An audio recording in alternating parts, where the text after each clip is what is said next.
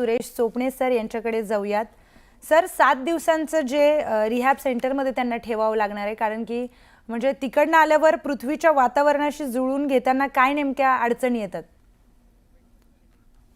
आपण जेव्हा अवकाश यात्री शून्य गुरुत्व बलामध्ये जेव्हा जातात तेव्हा त्यांच्या मांसपेशीवर परिणाम होतो, त्यांच्या हाडावरती परिणाम होतो आणि तिथे एका छोट्याशा जागेमध्ये कॅप्सूलमध्ये राहिल्यामुळे त्यांच्या मानसिकवर त्याच्यावर परिणाम होतो.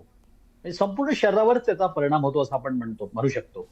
पण जसं आपण मग पृथ्वीच्या वातावरणामध्ये येतो, पृथ्वीचा दाब इथला, नंतर पृथ्वीचं गुरुत्व, आणि मग जेव्हा जमिनीवर जसं जसं येत जातो तो दाब वाढत जातो आणि मग तो दाब सहन करणं एकदम म्हणजे जरी यांना प्रॅक्टिस असतं, अवकाश यात्रींना प्रॅक्टिस दिलं जातं पृथ्वीतला म्हणजे शून्य गुरुत्वात कसं राहायचं, गुरुत्व बलामध्ये जास्त गुरुत्व बलामध्ये त्याला कसं सहन करायचं ही सवय असते, पण तरी पण त्याला अवधी लागतो.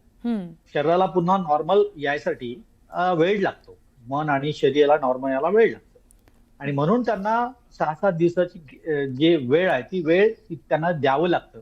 पुन्हा नव्यानं पृथ्वीच्या गुरुत्वाशी, पृथ्वीच्या म्हणजे वातावरणाशी, इथल्या सर्व वातावरणाशी सवय करायसाठी, आणि म्हणून त्यांना हा वेळ दिला जातो. आणि तो वेळ यांना दिला जाणार आहे आणि तो वेळ दिल्यानंतर पुन्हा 4-5 दिवस ते तिथे राहतील आणि नासाच्या वैज्ञानिकांशी वगैरे सर्व चर्चा होतील आणि नंतर ते भारतामध्ये येतील. तर जवळजवळ 14-15 दिवस निश्चितच लागेल भारतामध्ये पोहोचायला. निश्चितच. सुरेश सर, पृथ्वीच्या वातावरणात प्रवेश करण्यासाठी एक ऑटोमॅटिक अनडॉकिंग प्रक्रिया असते. ती अनडॉकिंग प्रक्रिया नेमकं काय? नाही, जसं आपण वर जातो आणि अवकाशामध्ये गेल्यानंतर तिथे शून्य ग्रॅव्हिटीमध्ये आपण डॉकिंग प्रोसेस करतो, तशाच प्रकारचा तिथून जेव्हा आपण ISS मधून जेव्हा अनडॉक होतो आणि आपलं कॅप्सूल जेव्हा इकडे हळूहळू आपल्या पृथ्वीकडे येतं आणि त्याच्या टाईल्स, ज्या सोलर ज्या टाईल्स असतात त्या आपण लावलेल्या असतात, त्या पृथ्वीच्या वातावरणाच्या दिशेनं असतात आणि म्हणून एक वेगळी डायरेक्शन देऊन त्या कॅप्सूलला आपल्याला इथे उतरवलं लागतं. कारण ताशी 27,000-28,000 गतीनं हे जे कॅप्सूल आहे ते पृथ्वीच्या वातावरणात येतं आणि जवळजवळ 1,500 ते 2,000 डिग्री टेम्परेचर पण बाहेरचं, या कॅप्सूलच्या बाहेरचं असतं. आपण पाहिलं याच्यापूर्वी पण कल्पना चावलांचा जो अपघात झाला तो अशाच प्रकारचा अपघात झाला, पृथ्वीकडे येताना झाला होता. तर निश्चितच भीती असते. कुठलाही कॅप्सूल जेव्हा पृथ्वीच्या वातावरणामध्ये येतं, थोडी जरी चूक झाली तरी त्याच्यामध्ये स्फोट होण्याचा प्रकार होतो. आतलं तापमान वाढण्याचा जो प्रमाण आहे ते पण वाढू शकतं. त्याच्यामुळे आजच्या नवीन तंत्रज्ञानानुसार आता ऑटोमॅटिक सर्व प्रक्रिया तिथे केलेली आहे.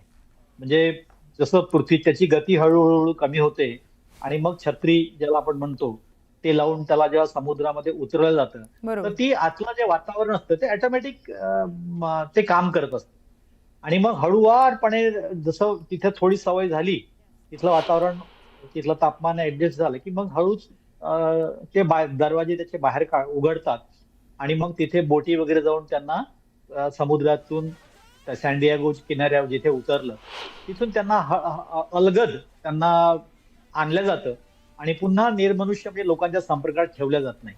तर अशा प्रकारे आता नव्यानं ही सर्व यंत्रणा जी आहे ती सर्व ऑटोमॅटिक यंत्रणा कार्यान्वित असते तिथे. निश्चितच. सुरेश सर, हे जे कॅलिफोर्नियाचा समुद्र किनारा आहे त्या किनाऱ्याच्या आता पाण्यावर हे कॅप्सूल उतरलेलं आहे आणि लवकरच भारताचे अंतराळवीर शुभांशु शुक्ला आणि त्यांचे 3 सहकारी येतील. पण नासाने जसं सांगितलंय की ड्रॅगन अंतराळ यानमध्ये 580 पाऊंडपेक्षा जास्त वजनाच्या सामानासह हे परत येणार आहे आणि त्यामध्ये एक हार्डवेअर देखील आहे की या मोहिमेदरम्यान किती प्रयोग केलेत आणि किती यशस्वी झालेत हा सगळा डेटा त्याच्यामध्ये असणार आहे. या सगळ्यांचं मग पुढे काय कशी प्रक्रिया असेल? ते आता 18 ते 20 दिवस तिथे जे वेगवेगळे प्रयोग करण्यात आले, म्हणजे शुभांशु शुक्लांनी प्रयोग केले, उर्वरित 3 जे अवकाश यात्री होते त्यांनी पण प्रयोग केले, नासाचे स्वतःचे तिथे काही प्रयोग होते तिथे. तर हे सर्व प्रयोग आणि त्या सर्व प्रयोगाचं डॉक्युमेंटेशन त्यांनी केलेलं आहे तिथे. आणि डॉक्युमेंटेशन केलेलं आहे, व्हिडिओग्राफी ज्याला ती पण झालेली आहे आणि एकूण रेकॉर्डिंग जेवढं काही रेकॉर्डिंग झालेलं आहे ते सर्व रेकॉर्डिंग आता त्यांनी इथे जमिनीवरती आणलेलं आहे. आणि नासाच्या वेगवेगळ्या प्रयोगशाळेमध्ये किंवा शुभांशु शुक्ला ते आपल्याकडे घेऊन असेल तर इस्रोच्या आपल्या केंद्रामध्ये त्याच्यावरती पुन्हा त्याला काय म्हणतो आपण त्याला त्याचं त्याच्यावरती काय काय कसे प्रयोग केले गेले आणि काय परिणाम झाला या सर्वांचं जी तपासणी आहे ती तपासणी होईल. नासामध्ये पण होईल आणि इस्रोमध्ये पण होईल. आणि ते सर्व तपासणी झाल्यानंतर मग आपल्याला त्याच्यावरचं एक ज्याला आपण मत म्हणतो, एक प्रयोग जे केले त्या प्रयोग यशस्वी झाले की नाही, किती यशस्वी झाले, आपल्या शरीरावर किती परिणाम झाला, आपल्या स्नायूवर किती परिणाम झाला, हाडावरती किती परिणाम झाला, प्रत्येक अवकाश क्षेत्रींच्या जे सायनोबॅक्टेरिया ज्याला जे अल्गी म्हणतो त्या अल्गींची वाढ कशी झाली, जे बरोबर. सूक्ष्म जीव जे होते अमिबा टार्गेट टार्डिग्रेड त्याची वाढ कशी झाली, तिथे मेथी आणि जे मूंग आहे ते कशा प्रकारे वाढले, त्याची गती कशी, तर हे सर्व जे प्रयोग आहे ते जमिनीवर कशा प्रकारे यशस्वी होतात आणि तिथे कशा प्रकारे यशस्वी होतात, किती प्रमाणात यशस्वी होतात, त्या सर्वांचं एक विश्लेषण केलं जाईल. आणि ते निश्चितच विश्लेषण पुढच्या मोहिमेत आपल्याला कामी येणार. पुढच्या मोहिमेमध्ये ह्या सगळ्या गोष्टींचा जो अभ्यास झालेला आहे आता तो कामी येणारच आहे.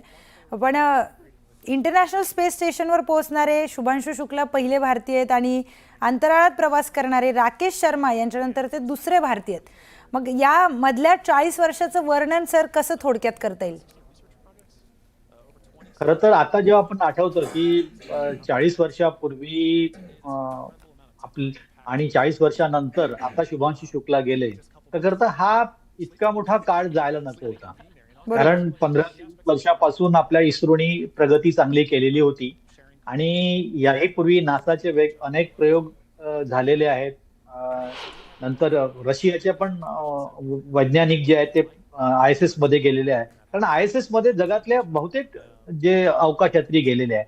भारतातला अवकाशयात्री का नाही जाऊ शकला आतापर्यंत ही एक थोडी खेदाची गोष्ट आहे. खरं तर ही 5-6 वर्षापूर्वीच ISS मध्ये आपल्या भारतीयांतर्फे जायला पाहिजे. पण होऊ शकतं की भारताची पण प्रगती इतकी झपाट्यानं जशी आता 10 वर्षात झाली तितकी आधी झाली नाही. किंवा आपण गगनयान आता आपण सुरुवात केलेली आहे आणि 2 वर्षानंतर आपलं गगनयान आपण अवकाशामध्ये पाठवणार आहोत. तर त्या अवकाशयानासाठी आपल्याला लागणारे जे अवकाशयात्री पाहिजे होते त्यासाठी आपल्याला शुभांशु शुक्लांची फार मोठी गरज होती. म्हणून कदाचित आपण यावेळेस आग्रहाने आपण बेटे से बात यही हुई थी कि मम परसों बात हुई थी कि माँ सब ठीक है, मैं अब आ रहा हूँ 2 दिन बाद, तब बात करूँगा आके घर पे आके, तब 2 दिन बात नहीं होगी कुछ, यही बात हुई थी बस.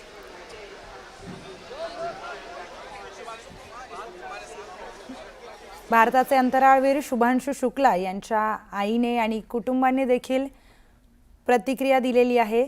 त्याचबरोबर शुभांशु शुक्ला यांचं कॅलिफोर्नियाच्या समुद्रकिनाऱ्याजवळील पाण्यात आता आगमन झालेलं आहे. आता लवकरच या कॅप्सूलमधून ते बाहेर येतील. सगळ्या भारतीयांना, सगळ्याच जगातील लोकांना या 4 अंतराळवीरांचं कौतुक आहे. आणि हे कधी बाहेर येतील आणि त्यांच्या स्वागतासाठी भारतासोबतच जगभरातले जे भारतीय आहेत ते सुद्धा अगदी आनंदी झालेले आहेत आणि त्यांच्या स्वागतासाठी अतिशय तयार झालेले आहेत. मगाशी शुभांशु शुक्ला यांच्या बहिणीने देखील आपली प्रतिक्रिया दिली आहे की तिला तिच्या भावाचा किती अभिमान वाटतोय. आणि जेव्हा शेवटचा फोन त्यांचा भारताचे अंतराळवीर शुभांशु शुक्ला यांच्याशी झाला तेव्हा बोलताना देखील शुभांशु शुक्ला यांनी त्यांना सांगितलं की दुसरा जो कॉल असेल आता तो पृथ्वीवरून असेल. म्हणजे त्यांच्या बोलण्यात देखील तो त्यांना जो आलेला तिथला कॉन्फिडन्स आहे तो जाणवला आणि एक अभिमान त्यांना भारताबद्दल आहे. हे देखील त्यांनी वारंवार त्यांचे जे काही व्हिडिओ आलेत आत्तापर्यंत त्यामध्ये त्यांनी वारंवार बोलून दाखवलं आहे की भारताचा मला खूप अभिमान आहे. आणि इस्रोने जवळपास 550 कोटी रुपये खर्च करून भारतीय अंतराळवीर शुभांशु शुक्ला यांना ISSच्या प्रवासासाठी पाठवलं. आणि हाच अनुभव इस्रोने 2027चा गगनयान हा मानवी अंतराळ मोहिमेचा एक दृष्टिकोन मनात ठेवून एक भविष्याचा विचार करून 550 कोटी रुपये खर्च करून शुभांशु शुक्ला यांना या मोहिमेसाठी पाठवलं. जेणेकरून जेव्हा इस्रोची मोहीम गगनयान ज्यामध्ये मानवी अंतराळवीर ही जी मोहीम आहे यामध्ये शुभांशु शुक्ला याचं नेतृत्व करणार आहेत आणि या सगळ्या अनुभवाचा जो फायदा आहे तो गगनयान या मोहिमेला होणार आहे आणि त्याच दृष्टीनं त्याच विचार करून शुभांशू यांना 26 जूनला दुपारी 12 वाजता त्यांनी ISS कडे प्रवास सुरू केलाय.